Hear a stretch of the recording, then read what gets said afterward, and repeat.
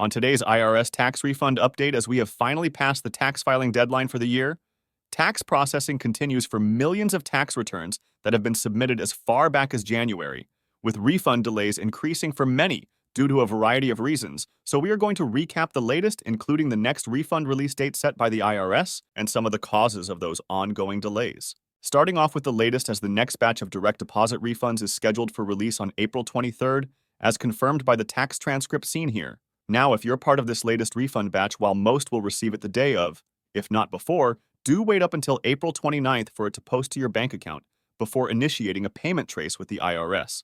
Meanwhile, even though the tax filing period officially ended for the year, the IRS is closing in on 2 million tax returns filed as far back as January that still remain unprocessed as of this recording. Now, tax processing will continue on these returns. However, given the amount of unprocessed returns still remaining, it is for certain delays on refunds at this point will in fact continue through summer.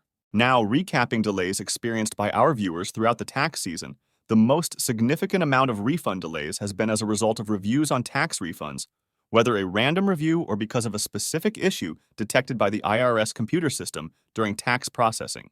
For those impacted by this issue, you are likely to see the 570 code on your tax transcripts, and one of several different types of IRS notice, specifically the 60-day notice and the CP05 letter from the IRS. The causes of the reviews and the need for further examination of the tax return often have to do with the wages and tax withholdings being reported. The IRS will take the amounts you are reporting and compare it to what the issuer of your tax forms, usually your employer, has reported on their tax returns for accuracy. So when it comes to a random review, it is out of the control of the taxpayer, and the selection is done regardless of whether or not you have had issues with your tax return in the past. However, given the increased amount of tax returns selected for review by the IRS, they have simply not been able to address the reviews in a timely manner nor publicly spoken about the issue.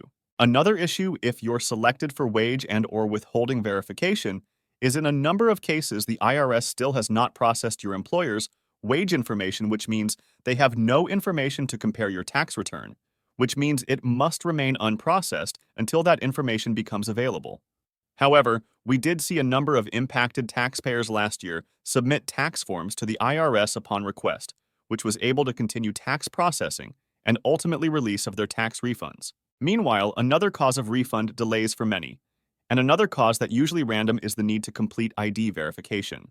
Again this year, we saw an increase in the number of ID verification requests being made, which significantly impacted those who filed their tax returns early, and as we speculate, was in response to the significant amount of data breaches reported last year. In most cases, ID verification can be done online. However, even now, there are those viewers who do not realize they need to complete ID verification in order for their tax processing to continue, because they never received a letter, such as the 5071C notice like seen here from the IRS, and are unable to reach the IRS by phone. Though we anticipate answer rates will probably increase now that the tax filing season is officially over. However, do note, if you receive the 4883C or 6330C ID verification letters from the IRS, it means you must complete ID verification in person. In response to viewers' comments in a previous video, we will continue to suggest reaching out to open up a case with the taxpayer advocate, especially for those experiencing delays of more than 60 days at this point.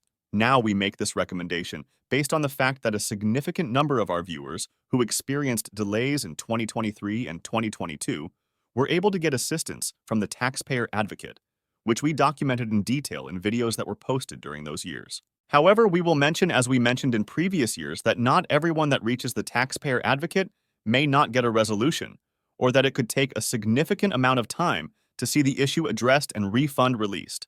Give the number of cases currently being handled by the taxpayer advocate. It should also be noted that the whole point of the taxpayer advocate is to assist taxpayers with ongoing issues with their tax issues, and the idea that they do not assist any taxpayers and that they just simply refer them to contact the IRS is inaccurate information and will be addressed by moderators in the comment section going forward.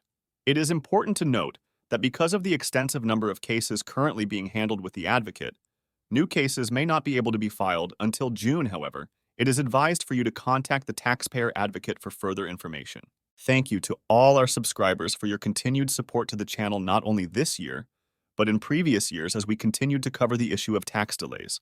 Let us know in the comment section below about your ongoing tax issue In the meantime, we will keep monitoring the situation for further developments, so make sure to click on the thumbs up and subscribe button below for future updates on this channel, and thanks for watching.